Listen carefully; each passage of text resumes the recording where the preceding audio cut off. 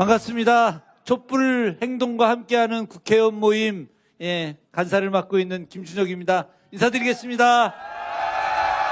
오늘은 제가 아까 조금 전에 박유진 의원이 이야기한 선출직 공직자 국회의원으로 온 것이 아니라 과거 역사를 전공했던 전 대학 교수의 입장으로 아마 강의를 하라고 한 것 같은데, 날씨가 이렇게 추운데 강의가 제대로 들리겠습니까?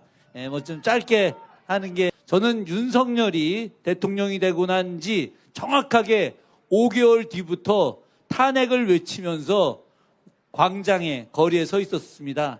아마도 제일 오래된 그런 사람 중에 하나이지 않을까 싶은데요. 오늘 저는 이 자리에 와서 여러분들한테 엄청나게 큰 힘을 얻습니다. 여러분들이 정말 날씨 추운데 나오기 쉽지 않은 결정이셨을 텐데 이렇게 나와주셔서 진심으로 감사드립니다. 여러분을 보면서 제가 오늘 이야기할 내용은 서북청년단과 내란 공범들, 지금 저 난동을 일으킨 저 무도한 세력들에 대한 이야기인데, 이 추운 날씨에 여러분들이 이 자리에 앉아 계시는 걸 보고 두 가지 역사 인물이 생각이 났습니다. 첫 번째 인물은 바로 이석영 선생님입니다. 여러분들이 이회영 선생님은 많이 들어보셨을 거예요. 그죠? 이회영과 육형제, 그분들이 명동 일대 재산을 다 팔아서 신흥무관학교를 세웠다라고 많이들 알고 계실 겁니다. 그 명동 일대 그 엄청난 재산의 실제 소유자는 바로 이회영 선생님의 둘째 형이었던 이석영이라는 분입니다. 이석영 선생은 우리가 삼한 갑족 중에 갑족이다 라고 이야기하는 경주 이씨 집안, 여러분이 가장 대표적으로 알려진 인물은 경주 이씨 집안으로 오성 이항복 선생입니다. 영의정만 10명이 나오고 그 집안에 판서가 한 50명 나왔다라고 하는 그 명문 집안이죠. 그 집안에 한 분이 우리 이호 작가님, 또 한 분이 이호 작가님, 경주이 씨, 이재명 대표도 경주이 씨입니다. 근데 이석영 선생이 이제 마지막 경주이 씨 집안의 마지막 영의정을 했던 고종 때 이 의원의 양자로 들어가게 됩니다.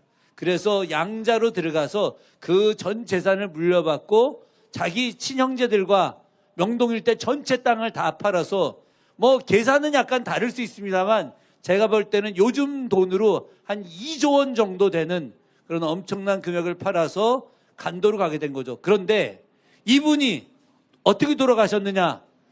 굶어서 돌아가셨습니다. 온 재산을 독립운동에 다 쓰고, 그 신흥무관학교가 있는 그 간도는 여기보다 엄청나게 춥습니다.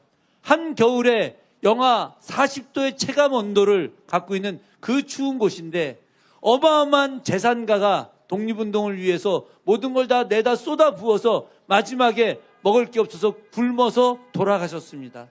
비극이죠. 그런데 우리는 이 추운 날, 여러분들도 장하시고 저도 정말 오늘 이 추운데 나와 있지만 저 오기 전에 따뜻한 설렁탕을 사 먹고 왔습니다. 그래서 이석영 선생님 그렇게 굶어서 돌아가실 정도로 엄청나게 투쟁하셨던 분도 계시는데, 비록 춥지만 설렁탕이라도 사 먹고 왔으니 우리는 더 싸울 수 있는 힘이 있구나, 그래서 더 열심히 싸워야 되겠다, 이런 생각했습니다. 여러분도 그렇게 생각하시죠? 두 번째 인물은 누구냐? 백범 김구 선생님이었습니다. 백범 김구 선생님이 환국하시고 나서 서울로 올라가시다가 그때 겪었던 일화입니다. 같이 오셨던 이동영 선생님이라고 중경에서 마지막 그 임시정부 옆에 골목길에서 환국 기념 사진을 찍을 때 옆에 계셨던 키가 아주 자그마한 노인분입니다. 사진을 보면 알 수 있는데, 이동영 선생의 기록에 나오는 이야기입니다. 그 추운 겨울에 서울로 올라오는데 요 꼬마 아이들이 맨발에 신발도 못 신고 양말도 못 신고 버선도 못 신고 아주 헛겹 옷을 입고 그러고 거리에 부들부들 떨면서 그러고 있는 거예요. 많은 아이들이. 백범 선생님이 차에서 내려서 무릎을 꿇고 그 어린아이들의 발을 쓰다듬으면서 눈물을 흘리셨어요.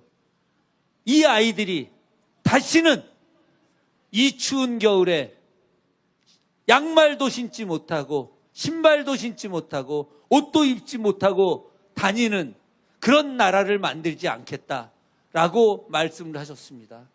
이동용 선생이 그 모습을 보면서 백범의 위대함도 보았지만 새로운 나라를 만들어야 된다라고 하는 그 생각을 갖게 되신 거죠. 그런데 이 백범 선생님이 누구에 의해서 돌아가셨습니까? 안두희에 의해서 돌아가셨죠. 안두희에게 백범을 살해하라고 명령을 내린 사람은 누구일까요? 명확하게 밝혀지진 않았지만 그러나 우리는 그가 누구일 거라고 생각합니까? 이승만이라고 생각하고 있죠.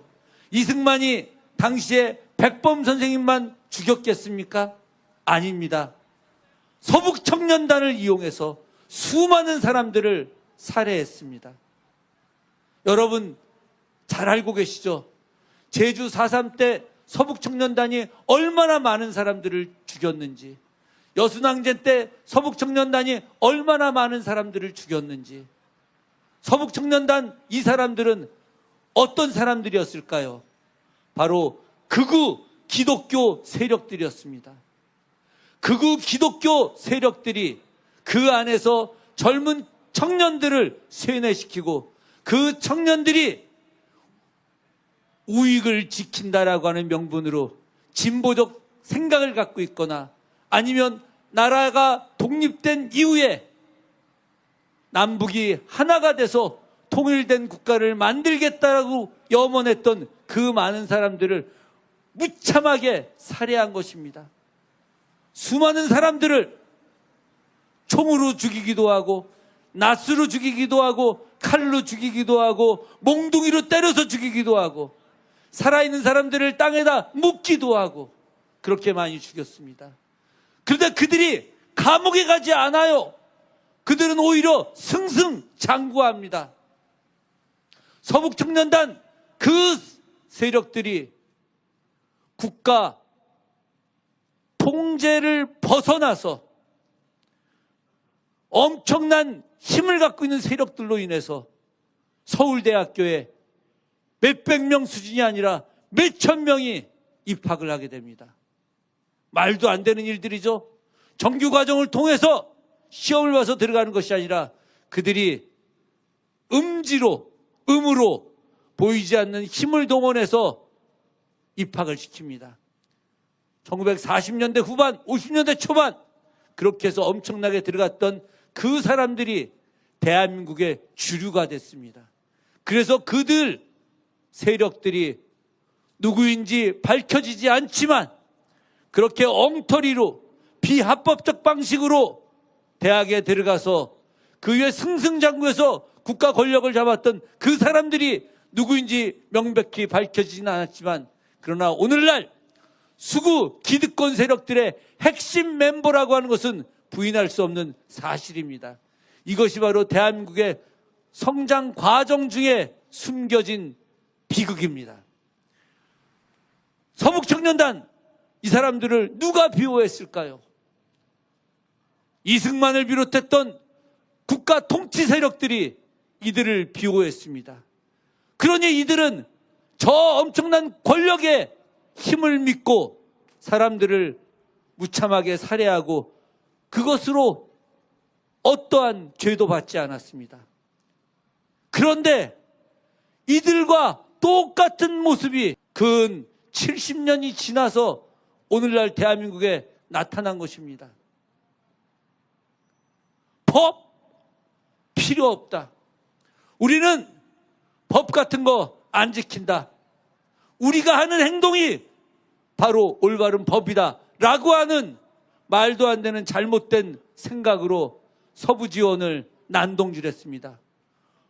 폭동을 일으킨 것입니다. 이들은 폭도입니다. 이들이 불을 지르려고 하고 그리고 이 안에 있는 모든 기물을 부수고 CCTV가 열리지 않게 작동하지 않게 물을 붓고 몽둥이로 문을 부수고 그리고 수많은 경찰들에게 폭력을 행사했습니다. 여러분이 화면으로 목격을 했을 겁니다. 이들의 비호 세력은 누구일까요? 바로 과거 서북청년단을 지원했던 극우 기독교 세력의 지도자들, 그리고 정권 핵심 관계자들, 그 위에 대통령에까지 똑같은 방식으로 지금 대통령, 극우 기독교 세력들, 전광훈을 비롯했던 이 엉터리 기독교 세력들, 목사를 자처하는 수구, 대한민국의 헌정을 파괴하는 폭도 목사들, 목사라고 하는 이름을 갖고 있는 가짜 성직자들, 아니 사이비 성직자들이 이들의 옹호 세력인 것입니다. 과거 잘못된 일이 오늘날 또 잘못된 모습으로 나타났습니다. 오늘 우리가 이 자리에서 있는 이유는 바로 과거의 잘못이 오늘의 잘못으로 계속 되풀이되지 않게 하기 위해서입니다. 과거의 사람들이 오늘의 사람들을 살렸다라고 하는 한강 작가의 말씀처럼 우리는 역으로 과거의 잘못을 딛고 오늘날 새롭게 만들어내가야 합니다. 서북청년단의 잘못들, 그 서북청년단을 똑같이 복제해서 만들어졌던 저 폭도들 더 이 땅에서 활개치게 할 수 없습니다.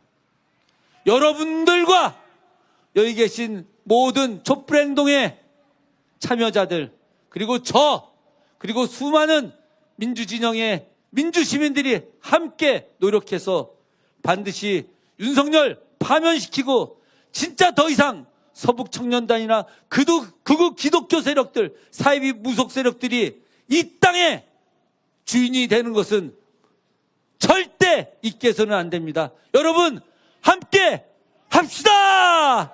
고맙습니다. 네.